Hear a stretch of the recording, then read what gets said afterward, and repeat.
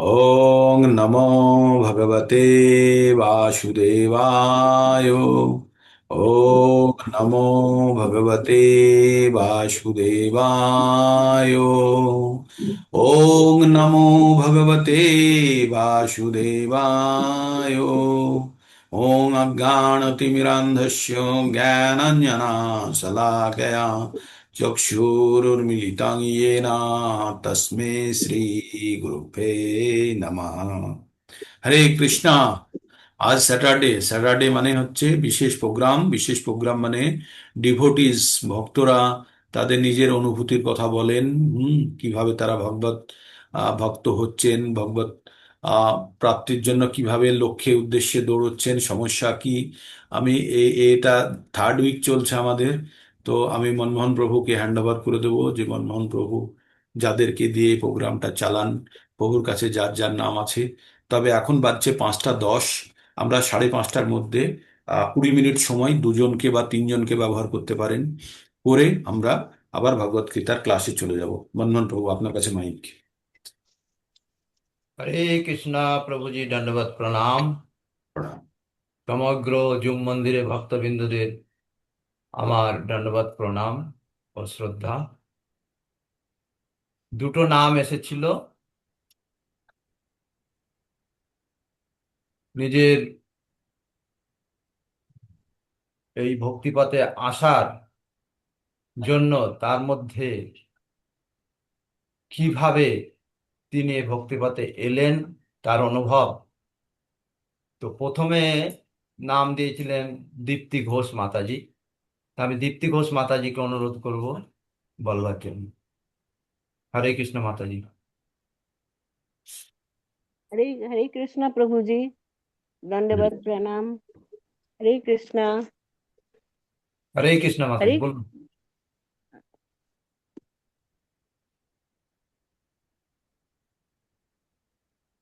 हरे মাতাজি कृष्णा বলুন। प्रभु जी। হুম। আমার আমার বর্তমান অবস্থা এক নম্বর হচ্ছে আমার বর্তমান অবস্থা। হ্যাঁ, আমার বর্তমানে আমি খুব ভালো আছি। বর্তমানে আমি খুবই ভালো আছি। 2 নম্বর হচ্ছে কতদিন আগে থেকে ভগবত কথা শুনছি। 2 নম্বর, গত এপ্রিল থেকে আমি জয়েন করেছি বা শুনছি, ভগবত কথা শুনছি। 3, আমি কিভাবে দলের সংস্পর্শে এলাম।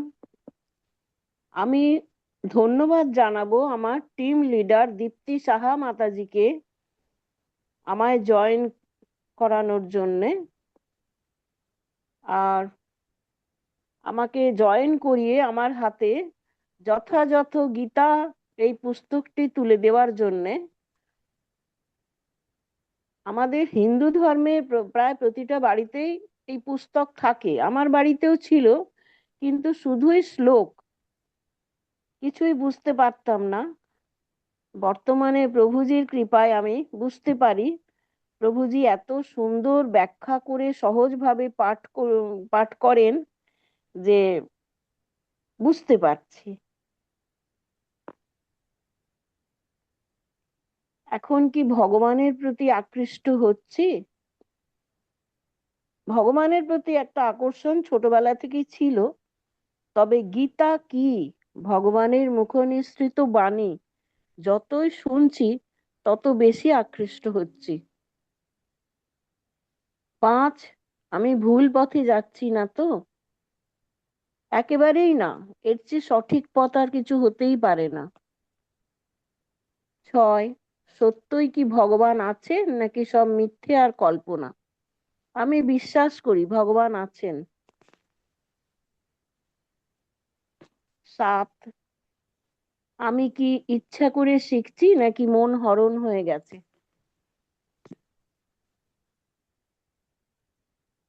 4টের আগেই প্রায় নিজে থেকেই ঘুম ভেঙে যায়। তাড়াতাড়ি করে ফ্রেশ হয়ে এসে বসে পড়ি, মঙ্গলাচরণ শুরু হয়ে যাবে। 8, আমার সংসার বা ভৌতিক জীবনে বিরক্তি কেন আসছে?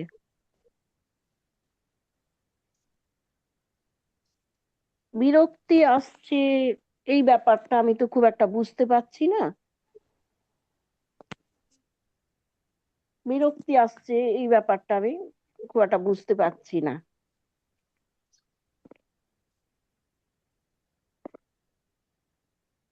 বর্তমানে। হরে কৃষ্ণ প্রভুজি। হরে কৃষ্ণ। এই কৃষ্ণ মাতাজি। মাতাজি বলুন প্রভুজি, বলুন। মাতাজি পয়েন্ট ওয়াইজ একদম ট্রু কনফেশন দিয়েছেন যে ভৌতিক বিরক্তির ব্যাপারটা তিনি বুঝতে পারছেন না, একদম ঠিক। আপনাদের ভৌতিক বিরক্তি মানে হচ্ছে যে প্রজল্পে আকর্ষণ, এই সিরিয়াল দেখা, টিভি দেখা, বা একটু পলিটিক্যাল পরনিন্দা পরচর্চা, বা একটু দেশের কথা, এই করলে সেই হবে, যদিও আমাদের কিছু করার নেই, আমরা জানি আমাদের ক্ষমতা খুব সীমিত, একটা ভোটও ঠিক টাইমে হয়তো দিই কি দিই না, কিন্তু আমরা পেপার টাইগার হয়ে যায়, কথা শের হয়ে যায়, সেগুলো থেকে বিরত আদৌ আমি হচ্ছে কি, বা এইসব জিনিসের থেকে বিরক্তি আসছে কি, সেটাকে ভৌতিক বিরক্তি হিসাবে ধরা হচ্ছে। যদি অনেক আশা করি আপনারা যখনই ভগবত চর্চার জন্য, ভগবানের ভক্তির জন্য সময় যখনই আপনারা পার করবেন, তখন ওই জিনিসগুলো অটোমেটিক্যালি দ্রুত হয়ে যাবে আমাদের ভিতর থেকে, ওইগুলো তার ইন্টারেস্ট লাগে না তখন, না তখন মনে হয় আমাদের জীবনের উদ্দেশ্যের সঙ্গে এটা কন্ট্রারি, মানে আমাদের জীবনের উদ্দেশ্যের সঙ্গে এটা বিরোধাভাস করছে, তাই ওটার প্রতি আর আসক্তি থাকে না, এটাই বলতে চেয়েছিলাম। হ্যাঁ ঠিক আছে। প্রভুজি, আমি সিরিয়াল দেখি না প্রভুজি। সিরিয়াল সত্যি আমার বড় বিরক্ত লাগে, কেন আমার ঠিক ম্যাচ করে না আমার আমার মনের সঙ্গে ঠিক ম্যাচ করে না। হ্যাঁ, সিরিয়াল আমি খুব একটা দেখি না, আমি খবরটা দেখি আর হ্যাঁ, কিছু রিয়ালিটি শো, এটা আমি দেখতে ভালোবাসি, যেমন সারেগামাপা, গানের অনুষ্ঠানটা আমার প্রিয় আসলে হরে আমি এই কৃষ্ণ। জিনিসটা বলতে চাইছিলাম যে 2-এর 59 নম্বর শ্লোক, হ্যাঁ, পরম দৃষ্টা নিবর্তাতে, মানে যদি আমরা উচ্চতর হ্যাঁ, স্বাদ পাই, নিম্নতর স্বাদ আমাদের মধ্যে থেকে বেরিয়ে যাচ্ছে কিনা, সেই স্বাদটা আমাদের নিম্নতর স্বাদের প্রতি মানে আকর্ষণ নষ্ট হয়েছে কিনা, সেটাই এই হুম, লাস্ট পয়েন্টে বলার উদ্দেশ্য। ঠিক আছে। হ্যাঁ, হ্যাঁ, আর ধীরে ধীরে হবে, বা আমাদের আমাদের শুধু জানতে হবে যে এটা করলে আমার কি লাভ হবে, কখনো কখনো বিচার করে দেখবেন এই রিয়ালিটি শো দেখে আপনার লাভ হচ্ছে কিনা, আপনার নিউজ দেখে আপনি কি পরিবর্তন করতে পারবেন জগতের, কখনো কখনো ভেবে দেখবেন যে এগুলো সত্যি আমার কাছে, আমার জন্য, আমি যদি সেলফিশ হই, আমার জন্য কতখানি উপযোগী এটা। এই জিনিসটা কখনো ভাববেন যে এই মুহূর্তে একটা ছেলে পরীক্ষার হলে বসেছে, বসে তার কাছে ফোন দেওয়া হয়েছে, সে ইউটিউবে কোনো বা গান শুনবে, না তাড়াতাড়ি পরীক্ষার প্রশ্নগুলো লিখে বেরোবে। তো আমাদের জানতে হবে আমাদের গাড়ি দ্রুত আমাদের চলে আসছে, আমাদের যাবতীয় বাকি কাজগুলোকে সম্পূর্ণ করতে হবে, হ্যাঁ, সেটার জন্য সময় খুব কম। তো সেটাই আমাদের উদ্দেশ্য। আরো বিস্তারিত আমরা প্রতিদিনই আলোচনা করি, আরো করব। মনমোহন প্রভুকে বলবো নেক্সট কে আছেন। হরে কৃষ্ণ। এই সিরিয়াল আর টিভি দেখার কথা তো মনেই আর আসে না, এটা তো মানে অনিবার্য। 2 বছর হয়ে গেল আমার টিভি তো তোলাই আছে, ওইভাবেই আছে, দেখা যাচ্ছে টিভিটা থাকে।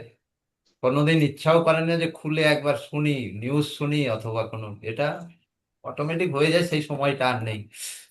হরে কৃষ্ণ। এবার আমি বিনতা মাতাজিকে বলবো, অনুরোধ করব বলবার জন্য। বিনতা মাতাজি। হরে কৃষ্ণ প্রভু। আমি উম, আজকে তো সবার নিজের নিজের কথা বলার দিন। আমি বলবো, হয়তো পয়েন্ট ওয়াইজ বলা হবে না। হ্যাঁ, মানে আধ্যাত্মিকতার কথা নিজেকে নিয়ে আজ আমি আমার অনুভবের কথাটাই বলবো। আজ থেকে অন্তত 50 বছরেরও বেশি আমার মা বাবা দীক্ষা গ্রহণ করেন খড়দয়ের নিত্যানন্দ মহাপ্রভু বংশধরের কাছে, তিনি ছিলেন গোস্বামী পরিবার। খড়দয়ের রাধা শ্যাম সুন্দর মন্দিরের ঠিক পেছনেই মায়ের গুরুবাড়ি। মা বাবার দীক্ষা গ্রহণের সময় আমাদের 3 ভাই বোনের কানে মহামন্ত্র দেয়া হয়, তখন আমি এই 4.5 বছরের মতন। আমার 2 দাদা আমার থেকে 2 বছরের বড়। আমাদের বাড়ি রাধা কৃষ্ণ প্রতিষ্ঠা ছিলেন, এখনো আছেন, রোজ অন্ন সেবা দেওয়া হয়। আমার মা ছিলেন সম্পূর্ণরূপে প্রসাদভোজী। বাবার পক্ষে পুরোপুরি প্রসাদভোজী হওয়া তখন সম্ভব ছিল না, কারণ বাবা তখন ক্যালকাটা পোর্ট ট্রাস্টে সার্ভিস করতেন। আমাদের বাড়িতে ঠাকুর প্রতিষ্ঠা দিবস উপলক্ষে প্রত্যেক বছর অষ্টপ্রহর নামযজ্ঞ হতো। বেহালার চৈতন্য গৌড়ী মঠের অধ্যক্ষ শ্রী ভক্তি কুমুদ সন্তু মহারাজ অধিবাসের সন্ধ্যায় ভাগবত পাঠ করতেন প্রভুর। প্রচুর বৈষ্ণব ভক্ত আসতেন আর সবাই স্থানুবৎ পাঠ শুনতেন। সেই দিনগুলো যে কি ভালো ছিল। এরপর রাধাকুণ্ডের বাবাজি মহারাজ তার নিজের শিষ্যের বাড়ি আসতেন শোভা বাজারে। বাবাজি মহারাজ অসাধারণ ভাগবত পাঠ করতেন। বেহালা থেকে শোভা বাজার মা বাবা যেতেন পাঠ শুনতে, তো কখনো কখনো আমাকেও নিতেন।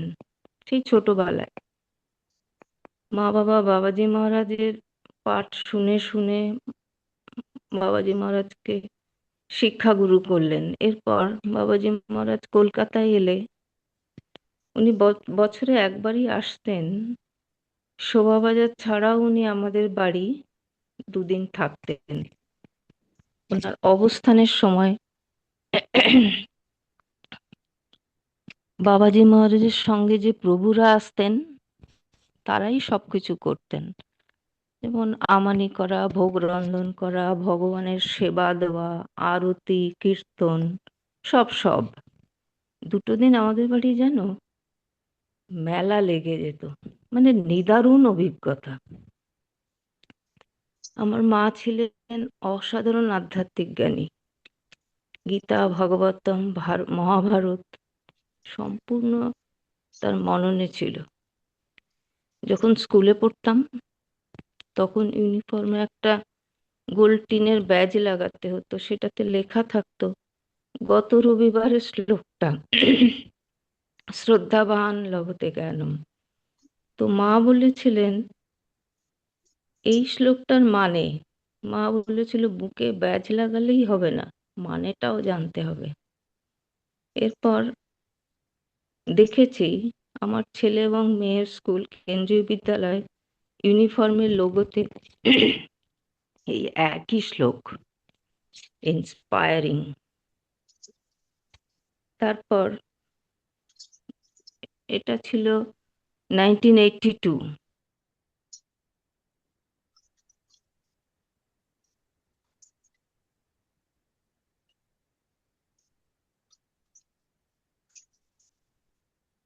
হরে কৃষ্ণ। মাতাজির আওয়াজ আসছে না। হরে কৃষ্ণ। মাতাজি নেটওয়ার্কের প্রবলেম হবো নাকি? মাতাজি শুনতে পাচ্ছেন? মিস হয়ে গেছে। হ্যাঁ, যতক্ষণ মাতাজি না আসছে, কানেক্ট হচ্ছে, ততক্ষণ আমি আপনাদেরকে কানেক্ট করে রাখি। মাতাজি অনেক পুরনো, আহ ওনাদের ভগবানের সঙ্গে বা বৈষ্ণব কালচারের সঙ্গে যুক্ত হওয়ার কথাগুলি উনি বললেন। তো আমাদের ইন্সপায়ারেশনের জায়গায় এখানে ডিমোরালাইজ হওয়ার কিছু ভাববেন না। অনেকে হয়তো ভাবছেন ওরা তো অনেক আগে ভক্তিতে, বা ওদের জন্মগতভাবে ভক্তির একটা অভ্যাসের জায়গা আছে। সেটা না ভেবে আপনারা ভাববেন যে আপনারা সমপরিমাণ ভাগ্যবান, যে আপনারা একটা ভালো সঙ্গ পাচ্ছেন এবং ভাগবত কথা শ্রবণ করার ইচ্ছা এবং প্রকৃত অর্থে তার মর্মার্থ বোঝার চেষ্টা করছেন। এই অ্যাকচুয়ালি আমাদের ভাগবত কথা শ্রবণ করা এক ধরনের কাজ, আর তার সঙ্গে সেটাকে নিজের জীবনে অ্যাপ্লাই করার একটা, সেটি আরো গুরুত্বপূর্ণ। তো আমরা যারা যতখানি আমরা জীবনে অ্যাপ্লাই করতে পারবো, এক হচ্ছে জ্ঞান আমরা স্মরণ করে নেব। মাতাজি শুনতে পাচ্ছেন? আমরা জ্ঞানকে প্রথমে আমরা অ্যাবজর্ব করব, আর ওই জ্ঞানটাকে আমরা আমাদের জীবনে প্রয়োগ করবো। মাতাজি বলুন, আপনি মাঝখানে ব্রেক হয়ে গেছিলেন। 82। হ্যাঁ, কারেন্ট চলে গেছিল। হুম। হ্যাঁ, তো আজ থেকে বছর 15 আগে অ্যাট্রাকশনটা এসেছে। এখন এই অ্যাট্রাকশনটা আমার অ্যাডিকশনে দাঁড়িয়েছে। Yes. এরপর মনমোহন প্রভু এই লিঙ্কটা পাঠালেন, আমিও জয়েন হলাম। খুব ভালো লাগে। মানে অ্যাডিকশন বেড়ে গেছে, আর প্রভুজির মতন একজন পথ প্রদর্শক পেয়ে সত্যিই ধন্য। জয় শ্রী প্রভুপাদ কি জয়।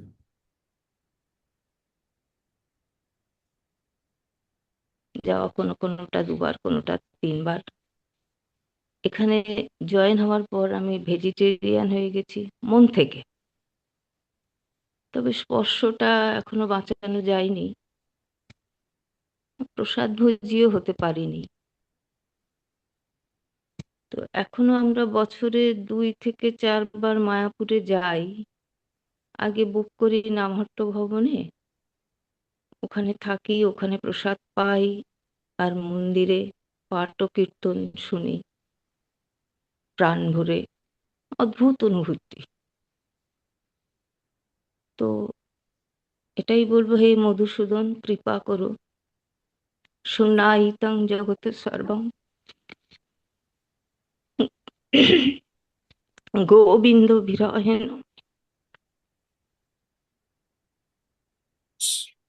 আমি ভগবানের কৃপা প্রার্থী, বিনতা হরি। হরে কৃষ্ণ। হরে কৃষ্ণ। মাতাজি লাস্টে ভগবানের কাছে করুণ প্রার্থনা করে বসেছেন, ভগবান অবশ্যই শুনবেন। আর আমরা এখন শুধু একটু বাইরের বাইরের দুনিয়ার কথাটা ভাববেন। কালকে বৃষ্টি হয়েছে রাত্রে, এখানে দেখলাম কলকাতায় বৃষ্টি হয়েছে, ঠান্ডা ঠান্ডা ভাব আছে। বেশিরভাগ লোক, 90%, 95% লোক এখন ঘুমোচ্ছে, তাই না? তারা শান্তির আরাম গ্রহণ করছে। এই আরাম যদি দীর্ঘায়িত করতে চান তাহলে আগে উঠে পড়তে হবে, তাই না? একটা প্রোগ্রাম হতো না, আমাদের বলতো চ্যান সে সোনা হয় তো জাগ যাও। তো আমি মানে আমাদেরকে যদি দীর্ঘকালীন যদি ভালো শ্রেয় আর প্রেয়, আপনারা জানেন শ্রেয় মানে হচ্ছে দীর্ঘকালীন ভালো, আর প্রেয় মানে হচ্ছে তৎকালীন ভালো। তৎকালীন যদি কেউ যদি আনন্দ লাভ করতে চায় তবে এখন ঘুমোতে পারে, কিন্তু দীর্ঘকালীন যদি আনন্দ প্রকৃত অনুভূতি যদি পেতে হয় তাহলে কিন্তু এখন জেগে পড়তে হবে। আপনাদের কথাগুলো যখন শুনি তখন আমাকেও অনেক মনে হয় যে আমরা, আমি কবে আপনাদের মতো কারো মতো ভক্তি করতে পারবো, বা চেষ্টাতে আমরা ঠিক মতো করতে পারবো। আমরা কেউ সম্পূর্ণ নই, আমরা সব অপূর্ণ। আর আমরা গত জীবনে তো কেউ ভগবানকে স্মরণ করিনি মৃত্যুর সময়, তাই আমরা আজকে জুম মন্দিরে আছি। তবে অবশ্যই আমাদের কিছু হয়তো সুকৃতি আছে বা অহৈতুকী ভগবানের কৃপা আছে, যার দ্বারা চালিত হয়ে আমাদের কাছে ভগবত গীতা এবং ভগবত পাঠের একটা সুযোগ এসে গেছে। হ্যাঁ, তো আপনারা প্রত্যেকে নিজেকে ভাগ্যবান ভাববেন। আর এইটা ভাববেন যে কিভাবে আমাদের এই বাকি সময় জীবনের, এই ট্রেন এসে পৌঁছানোর আগে আমাদের বাকি কাজগুলো আমরা কিভাবে গুছিয়ে নেব। আর ভগবানের প্রতি নির্ভরশীলতা একটু একটু করে বাড়াতে হবে, তার প্রতি বিশ্বাস একটু বাড়াতে হবে। মাতাজি বললেন না, শূন্য ইতাং জগৎ সর্বম গোবিন্দ বিরহে নমি। এটা আমাদের মধ্যে যখন অনুভূতি স্তরে এসে যাবে যে ভগবান ছাড়া আর কেউ নেই, তখনই আমাদের সমর্পণটা সম্পূর্ণরূপে আসবে। আর সেটাই ভগবান চায়, ভগবান চায় অনন্য ভক্তি। মাং চা অব্যভিচারে না ভক্তি যোগে না সব, ভক্তি যে ভক্তি যোগে না সেবতে সগুণান সমতীত্যায়তান ব্রহ্ম ভূয়ায় কল্পতে। তো ভগবান অব্যভিচারিণী রূপে, মানে একাত্মভাবে ভগবান তার সেবা চান। ভগবান এই ব্যাপারে খুব একটু সেলফিশ মনে হয় আমাদের, অনন্য ভক্তির কথা বলেন, অন্য কোনো ভক্তি নয়। হুম।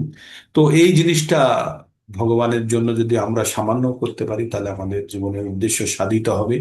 এবং আমরা বাই দিস টাইম, মানে এতদিন পর্যন্ত আমরা ভগবত কথা আলোচনা করতে করতে আমরা অন্তত এই জিনিসটা জেনে গেছি আমাদের জীবনের পরম উদ্দেশ্য কি। আমাদের জীবনের পরম উদ্দেশ্য যদি জানতে হয়, 11 নম্বর অধ্যায়ের 55 নম্বর শ্লোকটি মুখস্থ করবেন। হ্যাঁ, মৎ কর্ম কিত মৎ পরমো মদ, মৎ কর্ম কিত মৎ পরমো মদ ভক্ত সঙ্গ বর্জিত নিরাভৈর সর্বভূতেষু সহজ মামেতি পাণ্ডব।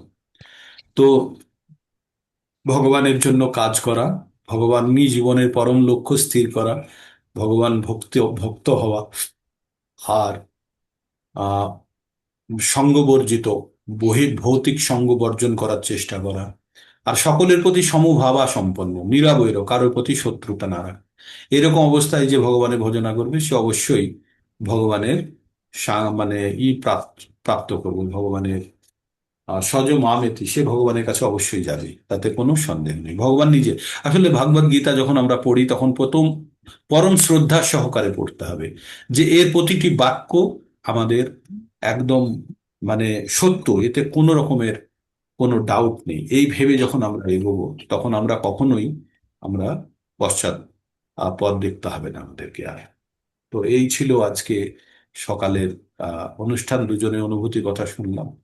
আর পরবর্তীতে যারা অনুভূতির কথা বলতে চান, দুজন করেই নেব, তার বেশি নেব না, ভগবত গীতার ক্লাস চলে যাবে। তাদেরকে বলবো মনমোহন প্রভুকে আগে নামটা দিয়ে দেবেন। আহ, আহ, সেটিকে আমরা লিপিবদ্ধ করে আবার পরবর্তীতে প্রায়োরিটি ওয়াইজ চলে। ঠিক আছে, সবাইকে অনুরোধ করব আপনারা নিজের নিজের অভিব্যক্তিগুলো ব্যক্তি করুন। তাতে কি হবে, অন্যের থেকে যখন শুনবেন ইন্সপায়ার্ড হবেন। অন্তত নিজের না হলেও অন্যের জন্য আপনারা বলবেন, তাতে কি হবে, অন্যের ভক্তিটা আরো দৃঢ় হওয়ার চেষ্টা করবে। অনেকেই নতুন আছে, চিন্তার কোনো কারণ নেই। আপনারাও জানবেন যারা পুরনো তাদের সঙ্গে আপনি দৌড়চ্ছেন, তার মানে আপনি কত লাকি। ওনারা 50 বছর ধরে দৌড়চ্ছে, 30 বছর ধরে দৌড়চ্ছে, 20 বছর ধরে দৌড়চ্ছে। আপনিও 6 মাস 1 বছর দৌড়ে সেই একই সঙ্গে দৌড়চ্ছেন। You R more powerful. এইভাবে ভাববেন, তখন জানবেন যে আপনার প্রচেষ্টাগুলো আরো বেশি সাকসেসফুল হবে। তো মনমোহন বাবু, আর কেউ থাকলে আপনি দেখুন। হরে কৃষ্ণ। না, আজকে আর কেউ নেই। আর এই শ্লোক দুটো প্রভুজি, শ্লোকের তো কে কে শ্লোক গুলা কেউ যদি বলতে চায় অন্তত 3 জনের শ্লোক নিন এখন, 5 মিনিট শ্লোক 3 জনের। বলতে পারবেন কেউ? শ্লোক দুটো যে দেওয়া ছিল, হোমওয়ার্ক। কার্পণ্য দোষ পাহত স্বভাব। তারপরে ওই এটা ছিল, এটা এটা ছিল সাত না, দ্বিতীয় অধ্যায়ের 7 নম্বর শ্লোক। আর 13 নম্বর শ্লোক ছিল দেহি নামস্মিন দেহি যথা। हाँ, तो ये दुটো यस राणा प्रभु जी, आप तो कंटिन्यू कर रहे हैं। आप কেউ যদি বলতে চান বলতে পারেন। अनंत अनंत रूप प्रभु जी कीजिए आप। Hare Krishna, Hare Ram, Hare Rama, Hare Krishna, Hare Krishna, Hare Ram, Hare Rama, হুম। Hare Krishna, Hare Krishna, Hare Ram, Hare Rama, Hare Krishna, Hare Ram, Hare Rama, স্বামী তম Hare ধর্ম সম্মূঢ়চেতাঃ যশ্রেয়সন্নিশ্চিতং ব্রূহি তন্মে শিষ্যস্তেহং সাধি মাম ত্বং প্রপন্নম। আরেকটা বলবেন? বলুন। দেহিনাস্মিন যথা দেহে কৌমারম যৌবনম জরা দেহান্ত তথা দেহান্তর প্রাপ্তি ধীরস্তত্র ন মুহ্যতে। প্রিপারেশন মনে হচ্ছে কারোর হয়নি প্রভুজি। আমি একটু এই শ্লোক দুটো মুখস্থ করতে হবে, তো না হলে হবে না। 2 সপ্তাহ হয়ে গেলে দুটো লোড হয়ে গেল। হ্যাঁ, এইভাবে জীবনের আমাদের যেগুলো পুরনো জিনিস, যে ব্যথাগুলো রয়ে যাবে সেগুলো পূরণ করার জন্য আবার আসতে হবে। দুটো শ্লোক। কার্পণ্য দোষোপহত স্বভাব পৃচ্ছামি তম ধর্ম সম্মূঢ়চেতা যশ্রেয় সন্নিশ্রিতং ব্রূহি তন্মে শিষ্যাস্তেহং সাধিমাম তাম প্রপন্নম। নেক্সট। দেহিনস্মিন যথা দেহে কৌমারম যৌবনম জরা তথা দেহান্তর প্রাপ্তি ধীরস্তত্র ন মুহ্যতি। এই দুটো শ্লোক ছিল, এই দুটো তো শ্লোক। কালকে যারা যারা প্রোগ্রামে পার্টিসিপেট করবেন, কালকের প্রোগ্রামে প্রথমে এই দুটো শ্লোক বলবেন, তারপরে আমাদের যে শ্লোক কোনটা দেওয়া আছে, 5/18 না? বিদ্যা বিনয় সম্পন্নে ব্রাহ্মণে গবিহস্তিনী শুনি চৈব সপাকে চ পণ্ডিতাহা সহদর্শিনাম। ওটির পুরো ব্যাখ্যা শুনবো। তো তার আগে এই দুটো শ্লোক পাঠ করবেন। দেখে করুন, না দেখে করুন, যেভাবেই করুন, করতেই হবে। This is requirement. আপনারা না দেখে করতে পারলে ভালো, কিন্তু যদি দেখেও করুন তবুও চলবে। কিন্তু প্রত্যেককে যখনই যারা এই বক্তব্য রাখবেন তারা এই দুটো শ্লোক পাঠ করে তবে বক্তব্য দেন। কালকের বিষয়বস্তু আপনাদের সকলের কাছে আছে, 5/18। শ্লোকটি হচ্ছে বিদ্যা বিনয় সম্পন্নে ব্রাহ্মণে গবি হস্তিনী সুনিচৈব সপাকে চ পণ্ডিতঃ সহদর্শিনাম। এই শ্লোকটির উপরে কালকে আপনারা প্রেজেন্টেশন দেবেন, 5 থেকে 7 মিনিটের প্রেজেন্টেশন। ঠিক আছে, মনমোহন প্রভুকে আজকে নাম দিয়ে দেবেন, টপিক ওয়াইজ আপনাদের অলরেডি লেখা আছে। সমদর্শী কে, বিদ্যালয় সম্পন্ন ব্রাহ্মণ কে, কেন তাকে সমান, সবাইকে সমান দেখেন। হুম। তো এগুলো লেখা আছে, আমি লিখেছিলাম, ছোট করে লিখে দিয়েছিলাম আপনাদের অনুভূতি, তার মধ্যে উপলব্ধিটাকে অবশ্যই আপনাদের জড়াতে হবে। That is most important part of our learning. আমাদের শেখার সব থেকে গুরুত্বপূর্ণ জায়গাটা হচ্ছে আমাদের উপলব্ধিটা, এই যে শ্লোকটা থেকে আমরা কি বুঝলাম আর আমার নিজের জীবনে অ্যাপ্লাই করে আমার মধ্যে কি অনুভূতি সেটা। হুম।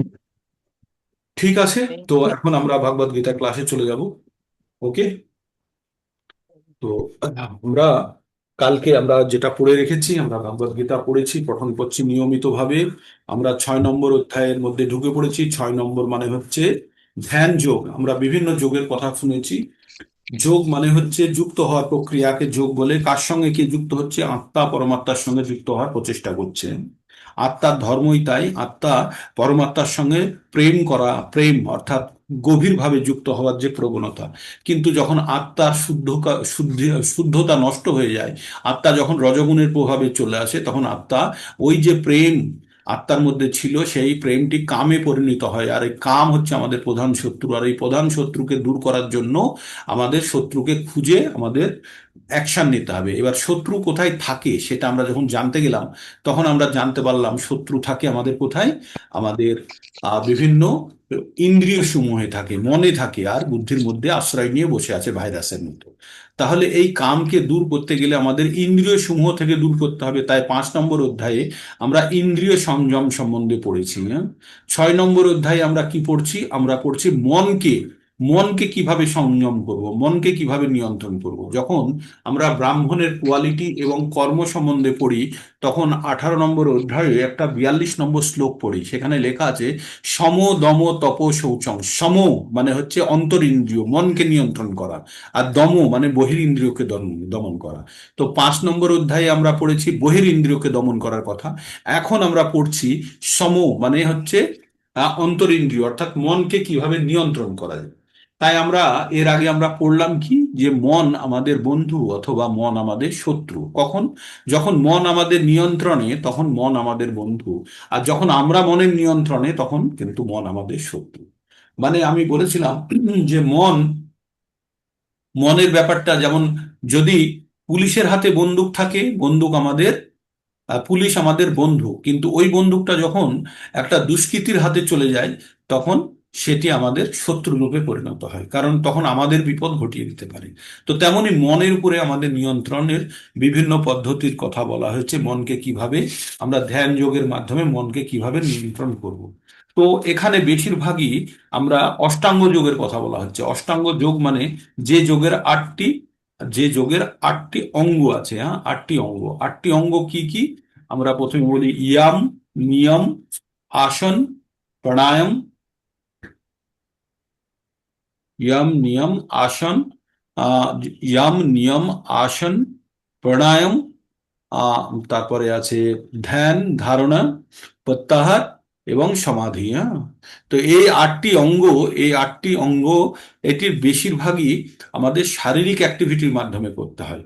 তো আমরা সেই জিনিসগুলো আমরা এখন কিছুটা হলেও আমরা প্রথমে 2 ধরনের যোগের কথা জানলাম। একটা হচ্ছে যোগ, একটা হচ্ছে আরুরুক্ষ, আর একটা হচ্ছে যোগরূঢ়। আরুরুক্ষ মানে যারা আরোহণ করতে চায়, সিঁড়ির একদম শেষে আছে, নিচে আছে, যারা যোগী হতে চায়, চেষ্টা করছে, তাদেরকে বলছে তারা যেন কর্ম বন্ধ না করে, তারা কর্ম বন্ধ না করে, কিন্তু নিষ্কাম কর্মের দিকে তারা যেন যেতে থাকে। আর যোগী যারা, যারা সম্পূর্ণ যোগারূঢ়, তারা সমস্ত কিছু জিনিস থেকে নিবৃত হয়ে গেছে, মানে সন্ন্যাসী স্তরে চলে গেছে তারা। ঠিক আছে, তারা ল্যাডারের সর্বোচ্চ জায়গাতে পৌঁছে গেছে।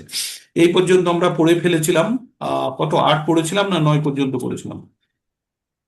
8 পর্যন্ত 8 পড়েছিলাম। পর্যন্ত প্রভু, 8 8। 8 পর্যন্ত পড়েছিলাম। তো 8-এ আমরা কি জেনেছি? যে শাস্ত্রের জ্ঞান ও উপলব্ধ জ্ঞান বা তত্ত্বানুভূতির দ্বারা পরিতৃপ্ত হয়েছেন। দুটো জিনিস এখানে বলেছে। দেখুন, আমরা সব সময় আপনাদের যখনই আমি কিছু বলতে বলি, আমার একটা উদ্দেশ্য থাকে যে প্রত্যেকবার আপনারা লেকচারের মধ্যে একটা কথা প্রবেশ করাবেন, সেটা হচ্ছে অনুভূতি, আপনাদের উপলব্ধি খুবই গুরুত্বপূর্ণ। ভক্তি জীবনে অনুভূতিটা খুব গুরুত্বপূর্ণ, কারণ আমরা নিজেরা আহ জ্ঞান তো একটা ছড়িয়ে দিলাম, চলে গেল, কিন্তু আমার মনের মধ্যে সত্যি কি পরিবর্তন হচ্ছে, সত্যি কি আমি উপলব্ধির স্তরে যেতে পারছি, সেটা সব থেকে গুরুত্বপূর্ণ। আর সেটির আমরা সত্যান্বেষণের জন্য আমরা বারবার বলি, আপনারা বলুন।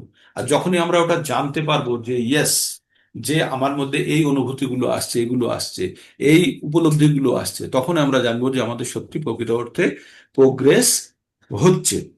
তো এখানে 8 নম্বরে বলেছে জ্ঞান ও বিজ্ঞান ও তিক্তাত্মা, জ্ঞান ও বিজ্ঞান ও তিক্তাত্মা কূটস্থ বিজিতেন্দ্রিয় যুক্ত ইত্যচ্যুতে যোগী সমলষ্টাশ্ম কাঞ্চন। যে যোগী শাস্ত্রের জ্ঞান যে অর্জন করেছে এবং উপলব্ধ মানে অনুভূতির দ্বারা, উপলব্ধির দ্বারা যে জ্ঞান বা তত্ত্বানুভূতির দ্বারা পরিতৃপ্ত হয়েছেন, মানে সে সম্পূর্ণ তৃপ্ত কার দ্বারা? শাস্ত্রের জ্ঞান দ্বারা এবং নিজের আত্ম উপলব্ধির দ্বারা। সেই রকম ব্যক্তি চিন্ময় স্তরে অধিষ্ঠিত। এই রকম ব্যক্তিরা চিন্ময়, আপনারাও কিন্তু চিন্ময় স্তরে অধিষ্ঠিত হন ক্ষণিকের জন্য। কতক্ষণের জন্য? ক্ষণিকের জন্য। আমরা যারা সকালে এই ভগবদ গীতার ক্লাস করি, কখনো কখনো আপনারা কিন্তু চিন্ময় স্তরে যান। এমন নয় যে আপনারা সবসময় এই শরীর নিয়ে বসে আছেন বলে জড়জাগতিক অবস্থার মধ্যে আছেন, না, তা না। আপনারাও, আমরাও জড়জাগতিক অবস্থা থেকে চিন্ময় স্তরে কিছুক্ষণের জন্য, হয়তো ক্ষণিকের জন্য যেতে পারি, আবার সঙ্গে সঙ্গে আমাদের পতন হয়ে যায় জড়জগতে, হ্যাঁ না? কারণ আমরা যখনই ভাবি যে আমাদের পরিবেশ সবকিছু আমাদের দায়িত্ব অমুক তমুক ভাবি, সঙ্গে সঙ্গে পতন হয়ে যায়। কিন্তু ক্ষণিকের জন্য হলেও আমরা এই জড় জগৎ থেকে নিজেদেরকে কখনো কখনো বিচ্ছিন্ন করি, করি না তা না। আর তখন কি মনে হয়?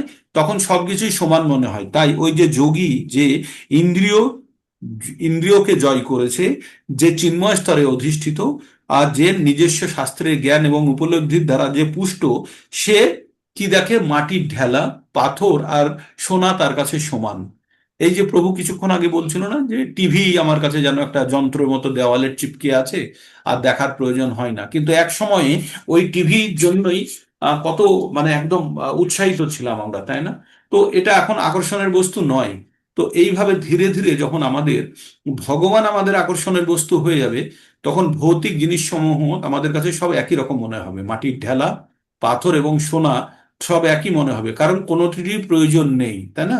আমাদের কাছে কোনোটি, আপনাকে এখন যদি বলে আপনি একটা মারুতি গাড়ি নেবেন, না একটা মার্সিডিজ নেবেন, না একটা অডি নেবেন, আপনি কি বলবেন? আমার গাড়িরই দরকার নেই, তাই না? আপনার সব গাড়ি আপনার কাছে সমান, মাটির ঢেলা, পাথর আর সোনা আপনার কাছে সমান, কারণ আপনার কোনো ভৌতিক প্রয়োজন নেই। এই যে ভৌতিক প্রয়োজন হওয়া না হওয়াটা ক্ষণিকের জন্য থাকে, আমরা তারপরে কিন্তু আমরা ওই অবস্থা থেকে বেরিয়ে আসি।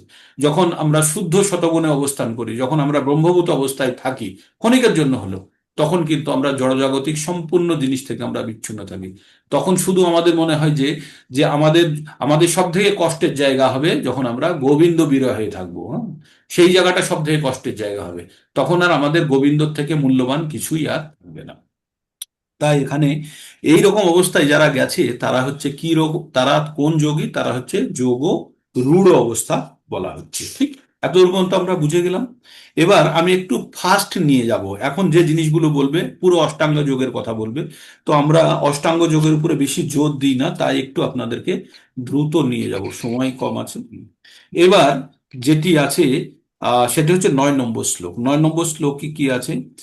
সুহৃদ মিত্র অরি উদাসীন, সুহৃদ মিত্র অরি উদাসীন, মধ্যস্থ মধ্যস্থ দেশ বন্ধুষু, মধ্যস্থ দেশ বন্ধুষু, সুহৃদ পিত্র অরি উদাসীন, মধ্যস্থ দেশ বন্ধুষু, সাধুষ্যোপি চ পাপেষু সমবুদ্ধি বিশিষ্যতে। এটা গুণ বলছে কার? ওই যে ব্যক্তির কথা বললাম, কোন ব্যক্তি?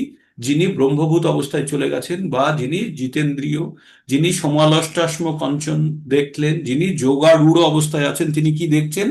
দেখছেন তিনি সুহৃদ, তিনি সুহৃদ, শত্রু মিত্রর প্রতি উদাসীন। শত্রু মিত্র একই তার কাছে। তিনি মধ্যস্থকারী, তিনি মধ্যস্থকারী, কারণ তার কাছে দুজনেই সমান, তার কোনো পক্ষ নেন না তিনি। নির্মৎসর, তার মনের মধ্যে কোনো ঈর্ষা ভাব নেই। বন্ধু সকলের, ধার্মিক, পাপাচারী ইত্যাদির প্রতি সমবুদ্ধি সম্পন্ন। কাদের প্রতি সমবুদ্ধি সম্পন্ন? সুহৃদ, মিত্র, শত্রু, উদাসীন, মধ্যস্থতাকারী, মৎসর, বন্ধু, ধার্মিক, পাপাচারী আদি সকলের প্রতি সমবুদ্ধি সম্পন্ন তিনি শ্রেষ্ঠতা লাভ করেন। মানে সমলোষ্টাশ্ম কাঞ্চন, বললো না যে মাটি, পাথর আর সোনা যদি তার কাছে সমান হয়, তার কাছে মিত্র, শত্রু, প্রত্যেকের প্রতি উদাসীন তিনি, মৎসর মানে ঈর্ষা করছে যে তার প্রতিও, বন্ধু, ধার্মিক, পাপাচারী সকলেই তার কাছে সমান। সে সম্পূর্ণভাবে জড়জাগতিক বিষয় থেকে সম্পূর্ণভাবে মুক্ত। হ্যাঁ, তিনি হচ্ছেন যোগারূঢ় অবস্থায়। তারপরে 10 নম্বরে আমরা কি পড়বো? যোগী যুঞ্জিত সতত মাত্মানাম রহসি স্থিতা একাকী যচ্চিত্তাত্মা নিরাশীর পরিগ্রহ। যোগী যুঞ্জিত সততাত্মানাং রহসি স্থিতঃ একাকী যত চিত্তাত্মা নিরাশীর পরিগ্রহ। এখানে অর্থ বলছে যোগাড়ুর ব্যক্তি, মানে যার সম্বন্ধে বলা হচ্ছে, আমরা অ্যাকচুয়ালি সর্বোচ্চ শ্রেণীর যোগীর কথা বলছি। যোগাড়ুর ব্যক্তি সর্বদা পরব্রহ্মে সংযুক্ত হয়ে তার দেহ, মন ও আত্মাকে নিয়োজিত করে। একটু আগে যেটা বুঝলাম, যে যে ব্যক্তির কাছে মাটি, সোনা এবং পাথর এক হয়ে গেছে, সে আর ভৌতিক জিনিসের প্রতি সামান্যতম তার কোনো আসক্তি নেই। এমন অবস্থায় ব্যক্তি কি করছে? সে যোগারূঢ় অবস্থা, মানে পরম ব্রহ্মে, মানে ব্রহ্মভূত অবস্থা। ব্রহ্মভূত অবস্থা কাকে বলে? যে ব্রহ্মভূত প্রসন্ন আত্মা, না শোচতি না কাঙ্ক্ষতি, না কিছু চাওয়াও নেই, কোনো জিনিসের জন্য কোনো ভাবনাও নেই, না শোচতি না কাঙ্ক্ষতি, সম সর্বস্ব ভূতেষু, মানে প্রত্যেকটা জীব তার কাছে সমান। একটু আগে যেটা পড়লাম যে বন্ধু, মিত্র, শত্রু, মধ্যস্থ, এখানে মাৎসর, বন্ধু, ধার্মিক, পাপাচারী সকলের প্রতি সমভাবাপন্ন, তাও এখানেও তাই বলছে। এটা বলছে ভগবদ গীতা 18 নম্বরে 55। ব্রহ্মভূত প্রসন্ন আত্মা না শোচতি না কাঙ্ক্ষতি সময় সর্বৈষ ভূতেষু ভক্তি লভতি পরাম। আর ওই রকম অবস্থাতেই সেই ব্যক্তি ভগবানের পরম ভক্তি লাভ করতে পারে। তাই বলছে যোগাড়ূঢ় ব্যক্তি সর্বদা পরম ব্রহ্মে সংযুক্ত হয়ে তার দেহ, মন এবং আত্মাকে নিয়োজিত করে। তিনি একাকী নির্জন স্থানে বসবাস করবেন এবং সর্বদা সতর্কভাবে তার মনকে বশীভূত করবেন। তিনি বাসনামুক্ত এবং পরিগ্রহ রহিত। বাসনামুক্ত মানে আমাদের বাসনা, ওই কামনা বাসনা আমাদেরকে বিপথে নামিয়ে আনে, তো সেসব থেকে তিনি মুক্ত। হুম। তার পরের শ্লোকটাই এবার আমরা, পরের শ্লোকে আমরা বলবো যে পরের শ্লোকটাতে বলার আগে একটা জিনিস, আর একটু আগের শ্লোকের একটু আমরা ব্যাখ্যা পড়ে নিই। কৃষ্ণ ভাবনাময় ভক্ত যথার্থ রূপে জানেন সবকিছুই শ্রীকৃষ্ণের সম্পত্তি। আমরা যে কোনো জিনিস আমাদের বিলঙ্গিংস আমার আমার করি, এগুলো আমরা কেউ নিয়ে এসেছি কোথাও থেকে? আমরা তো শুধু এখানেই। আর যদি বলি টাকা, টাকা কি আমি তৈরি করেছি? আমরা পরিশ্রম, পরিশ্রম যে শরীর দিয়ে করি, শরীরটা কি আমি আমার? মানে আমরা যদি পিছনে খুঁজতে যাই তখন দেখবো আমাদের কিছুই নেই, আত্মা খালি, তাই না? আমরা যে যে আমার আমার করে দৌড়ে বেড়াই, আমার কি? আমার কি? আমার শুধু প্রচেষ্টা, তাও কার দ্বারা? ভগবানের দ্বারা নিয়ন্ত্রিত অবস্থায়। তার মানে আমার কাছে যা কিছু বিলঙ্গিংস আছে, এগুলো সব টেম্পোরারি আমাদের কাছে। আমরা যখন কোনো ট্রেনে যখন যাত্রা করি, তখন আমাদের ট্রেনে একটা কম্বল দেয় না? 3 টায়ার বা 2 টায়ার এসিতে যখন আমরা ট্রাভেল করি, তখন একটা কম্বল দেয়, তো কম্বল, বালিশ, একটা বিছানাপত্র দেয়। তো ওগুলো কি আমাকে দিয়ে দিল? না, ওই 24 ঘন্টার জন্য। যেই ট্রেনটা ছেড়ে যাবো তার আগে ওগুলো টেম্পারেচার বাড়িয়ে দেয়, যাতে সব কম্বল ফম্বল খুলে দেয় ওরা, তাই না? তো দিয়ে আবার আমাদেরকে চলে আসতে হয়। তো এই পৃথিবীতে আমরা ওই ট্রেনের মতো যাত্রী। এই যে জিনিস, বাড়ি ঘর, অমুক তমক কিচ্ছু আমার নয়, সব আমাকে রেখে চলে যেতে হবে। টেম্পোরারি থাকতে দিয়েছে, কিন্তু টেম্পোরারি শুনলেই আমাদের মন খারাপ হয়ে যায়। আরে এত কষ্ট করে বানালাম, এটা আমার টেম্পোরারি? ইয়েস, আমাদের এই জীবনের জন্যই প্রযোজ্য। পরবর্তী জীবনে আমরা এই ফেসিলিটিজ আর নিতে পারবো না। হয়তো এই এই বাড়ির আশপাশ দিয়ে হয়তো কুকুর শিয়াল হয়ে ঘুরে চলে যাব, কিন্তু এই বাড়িতে আর ঢুকতে আমি পারবো না যে আমি কষ্ট করে এই বাড়িটা বানিয়েছি বা আমার এফোর্টে হয়েছে। না, হবে না। তাই আপনাদের ভেবে নিতে হবে, এই জীবন থাকতে থাকতেই এই যত কিছু কামনা বাসনাকে আমাদেরকে সম্পন্ন করে আমাদের কিন্তু শক্নতি হইব যো সড়ুম পাপ শরীরম বিমক্ষণাৎ কাম ক্রোধ উদ্ভব বেগম যুক্ত শস সুখী নর। তো আমাদের এই পাক শরীরম বিমক্ষণাৎ, শরীর ত্যাগ করার পূর্বে সমস্ত কিছু আমাদের যত ধরনের বেগ আছে, কাম, ক্রোধ, লোভ, লালসা, মদ, মাৎসর্য, সব কিছু থেকে আমাদের মুক্ত হতে হবে। না হলে কিন্তু আমরা কিন্তু আবার ফেঁসে যাব। একবার যখন আপনারা বাজারে যাবেন, তখন বাজারে গিয়ে সমস্ত কিছু কেনা এবং ধার দেনা সমস্ত কিছু মিটিয়ে আসতে হবে, না হলে কিন্তু আবার বাজারে যেতে হবে, তাই না? তো তেমনি আমরা এই জীবনে কমসে কম এটা তো জেনে গেছি যে আমরা যদি এই কাজগুলো সম্পূর্ণ করতে না পারি, আবার আসতে হবে। তাই আমাদের কিন্তু কাজগুলো করে বেরিয়ে নিতে হবে। তো এবার ভগবান কি বলছেন, কৃষ্ণ ভাবময় ভক্ত যথার্থ রূপে জানেন সবকিছুই শ্রীকৃষ্ণের সম্পত্তি, তাই তিনি কিছুই নিজের বলে দাবি করেন না, নিজে ভোগ করার জন্য কোনো কিছুর লালসা করেন না। তিনি জানেন কৃষ্ণের সেবার অনুকূলে কোনটি গ্রহণ করা উচিত আর প্রতিকূল প্রতিকূল সম্পন্ন কোনটি পরিত্যাগ করা উচিত। বিষয় ভোগের প্রতি তিনি সর্বদাই উদাসীন, কারণ সর্বদাই অপ্রাকৃত স্তরে অধিষ্ঠিত। ভগবত ভক্ত ছাড়া কারো সঙ্গ করার কোনো প্রয়োজন নেই বলে তিনি সর্বদাই একাকী, তাই কৃষ্ণ ভবনাময় ভক্তই পরম যোগী। হ্যাঁ, আপনাদের এখন কতজনের সঙ্গে আপনাদের বন্ধুত্ব আছে আমি জানি না। আমার তো সব বন্ধু নষ্ট হয়ে গেছে। তারা বলে, তারা তাদের সঙ্গে কথা বলতে গেলে তারা শুধু বলে যে "এই সবসময় ভগবানের কথা বলিস, তোর সঙ্গে কথা বলে মজা হয় না"। তো ব্যাপারটা হচ্ছে, এবং তারা যেটা বলে সেটাও আমার ভালো লাগে না, সেই জন্য আমাদের দূরত্বটা বাড়তে শুরু করেছে। তাই কি হয়েছে এখন, শুধু সাধু সঙ্গ যারা ভগবত ভক্ত তাদের সঙ্গেই কথা বলতে ভালো লাগে, বা ভগবত চর্চা যেখানে হয় সেখানেই শুধু ইচ্ছাটা জেগে থাকে। তো এই ধরনের যখন ইচ্ছা আমাদের মধ্যে তৈরি হতে থাকবে, তখন অটোমেটিক্যালি আমাদের ভৌতিক জীবনের প্রতি বা ভৌতিক জড়জাগতিক যে মানে যেটাকে আমরা বলি প্রজল্প, সেগুলোর প্রতি, প্রজল্প মানে ফালতু বকা, যেগুলো আমার জীবনে, এই যে ইরান আর আমেরিকার যুদ্ধ হচ্ছে, কেউ পুরো যুদ্ধের পুরো সুন্দর প্রেজেন্টেশন দিতে পারে, তাতে কি আপনার কোনো লাভ হবে? ব্যক্তিগত কোনো লাভ, কোনো লাভ। সেটা দিয়ে যদি অর্থ উপার্জন করে ভগবানের সেবায় নিয়োজিত করেন তাহলে ঠিক আছে, আদারওয়াইজ ও প্রজল্পের, মানে ওটা একটা মিথ্যা আত্মতুষ্টির জায়গা, মিথ্যা গর্ব, অহংকারের জায়গা তৈরি করা। আমার পুরো জ্ঞান আছে, আরে জ্ঞান দিয়ে আমি কি করব? প্রকৃত জ্ঞান হচ্ছে ভগবানের জ্ঞান পাওয়া। ভগবানের ব্যতীত যত জ্ঞান আছে সব অবিদ্যা, কোনো কাজ দেবে না, ও টেম্পোরারি, সব সব টেম্পোরারি। এই সার্টিফিকেট আপনার নামে সব কিছু আপনার মৃত্যুর সঙ্গে সঙ্গে জিরো, একদম ইনভ্যালিড পেপার, ছিঁড়ে ফেলে দেওয়ার মতো। হুম। কেউ ওটা নিয়ে গর্ব করার থাকবে না। হয়তো বাচ্চা টাচ্চা বলবে বাবা এই পড়েছে ওই পড়েছে হেনা তেনা, বলবে, কিছুদিন পরে সব ভুলে যাবে। তো যত তাড়াতাড়ি আমরা এই জিনিসগুলো থেকে আমরা নিজেদেরকে বিচ্ছিন্ন করে পরম মত কর্মকে মত পরম, পরম লক্ষ্য স্থির করতে হবে, কাকে? ভগবানকে। তো এটা যখন করতে পারবো, তার জন্য কি দরকার আমাদের? আমাদের আমাদের দরকার একটা ভালো সঙ্গ, আমাদের দরকার ভালো উপদেশ, সবসময় আমাদের মোটিভেশনটা বানিয়ে রাখে এরকম আমাদের একটা অ্যাসোসিয়েশনের প্রয়োজন। আর সেটাই আমরা বিভিন্ন মঠ আশ্রমের সঙ্গে যুক্ত হয়ে সেই জিনিসটা প্রাপ্ত করে থাকি। এবার 11-12 নম্বর শ্লোকে বলছে যে এই যোগ কিভাবে করা হয়। হ্যাঁ, এই যে আমাদের অষ্টাঙ্গ যোগটা কিভাবে করা হয়, তো ভেঙে ভেঙে পড়বো। শুচৌ দেশে প্রতিস্থাপ্য স্থির মানস আত্মনা, না উচ্চচ্ছিতং নাতি নীচং চৈলাজিন কুশোত্তরম, তয়া তৈ তত্ত্বগ্রাহং মনোকিত্তা যচ্চিত্ত যচ্চিত্তেন্দ্রিয় ক্রিয়া উপাবিশন্নে যুঞ্জাত যোগমাত্ম বিশুদ্ধয়ে। বলছে, পূর্ব শ্লোকটি আরেকবার, তার আগে বলে দিই কি বলতে চাইছে। বলছে যে সূচ দেশে, মানে কোনো পবিত্র জায়গাতে নিজেকে স্থাপিত করতে হবে। কিভাবে? স্থির মানস আসনা, মানে একটা স্থির ভাবে একটা আসন গ্রহণ করতে হবে একটা পবিত্র জায়গায়। কেমন হতে হবে আসনটি? না অতি উঁচু, না অতি নিচু।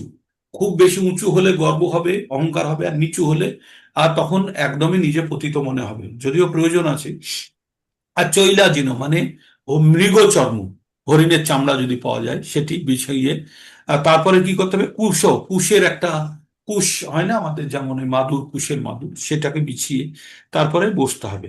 তারপরে মন একাগ্র করে আমাদের কি করতে হবে? যচ্চিত্তে ইন্দ্রিয় ক্রিয়। এবার আমাদের কি করতে হবে? সেই আসনে বসে চিত্তশুদ্ধির জন্য আমাদের ইন্দ্রিয় এবং ক্রিয়া সংযত মনকে একাগ্র করে যোগ অভ্যাস করতে হবে। তো কি বলছে?